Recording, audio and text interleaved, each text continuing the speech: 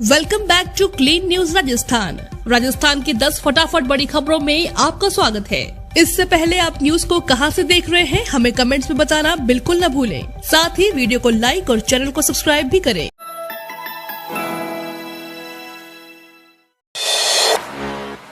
अशोक गहलोत का बयान नरेंद्र मोदी के भाई की तरह है अरविंद केजरीवाल।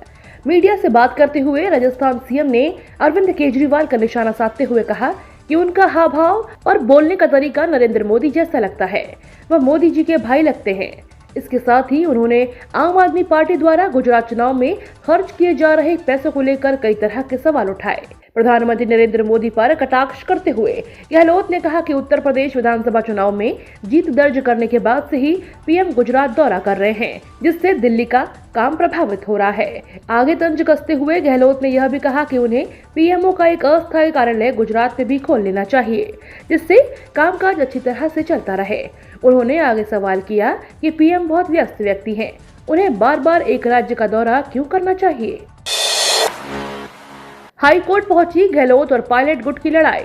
राजस्थान में मुख्यमंत्री अशोक गहलोत और पूर्व उप मुख्यमंत्री सचिन पायलट की अदावत थमने का नाम नहीं ले रही। अशोक गहलोत अपने बयानों के जरिए आए दिन सचिन पायलट पर निशाना साधते रहते हैं। अब एक बार फिर से गहलोत और पायलट गुट की लड़ाई हाई कोर्ट तक पहुंच गई है। 2020 में सियासी संकट के समय विधानसभा अध्यक्ष द्वारा विधायकों को जारी किए गए अयोग्यता नोटिस पर जल्द सुनवाई करने की मांग को लेकर राजस्थान हाई कोर्ट में एक याचिका दायर की गई है। इस याचिका को कोर्ट ने मंजूर कर लिया है।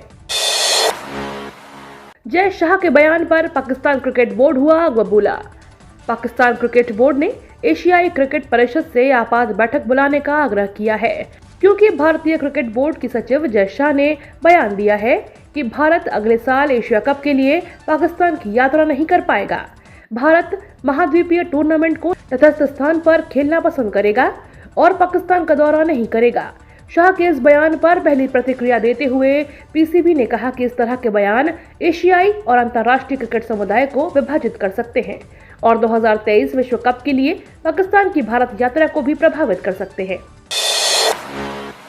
राजस्थान में बन रही गुजरात चुनाव के लिए बीजेपी की ये रणनीति, मेवाड़ से लगेगा निशाना। गुजरात विधानसभा चुनाव के लिए बीजेपी राजस्थान से निशाना लगाने की तैयारी कर रही है। इसके लिए दक्षिण राजस्थान यानी मेवाड़ क्षेत्र रणनीति का केंद्र बना हुआ है।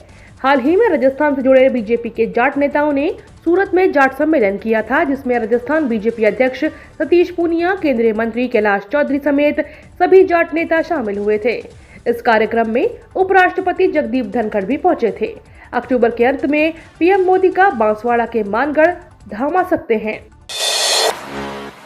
कोटा में मनेगी असली दिवाली, अशोक गहलोत देंगे 643 करोड़ का तोहफा। दिवाली से पहले दिवाली विकास की सौगातों वाली दीपोत्सव का पर्व है और इससे पहले कोटा को सीएम अशोक गहलोत बड़ी सौगात 21 अक्टूबर को देने वाले हैं।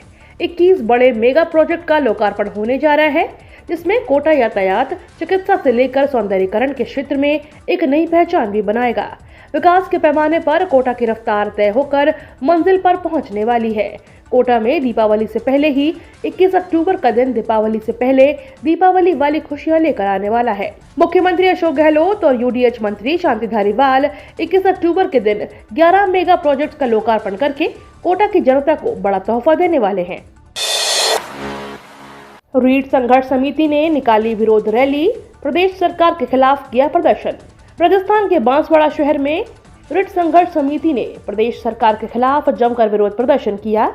रीट संघर्ष समिति के पदाधिकारी और सैकड़ों की संख्या में बेरोजगार युवाओं ने सरकार के खिलाफ विरोध रैली निकाली और कलेक्टर के बाहर जमकर विरोध प्रदर्शन किया। संघर्ष समिति के पदाधिकारियों ने